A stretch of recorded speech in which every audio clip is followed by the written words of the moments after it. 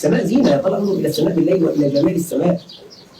تجد الناس يقفون أمام اللوحات ينظرون إليها بالساعات، اللوحات التي ترسم. وأحيانا ورب الكعبة تقف أمام اللوحة أنت لا تدري ما الذي فيها، والله لا تدري ما الذي رسم فيها، وخطوط وهذا هكذا وهكذا، ويقولون لك هو يعبر عن الانبعاث مش عارف كذا وكذا، وأشياء عجيبة وغريبة، وتباع اللوحة بملايين، وتجد الناس ينفقون ويكتبون أموالا رهيبة في هذه اللوحة. ماذا فعل؟ هو فعل كذا، ويقول لك أنت لا تفهم في هذه الأشياء، أنت لا تفهم.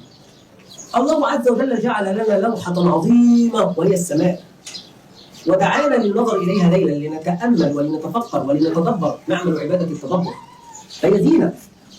فقال أيضا في الآية الأخرى في الملك: ولقد زينا السماء الدنيا، ولقد زينا السماء الدنيا بمصابيح وجعلناها زينة وجعلناها رجوما للشياطين. ولقد زينا، انظر زينة يا طالب العلم، زينة تنظر إليها ونفسك تميل إليها.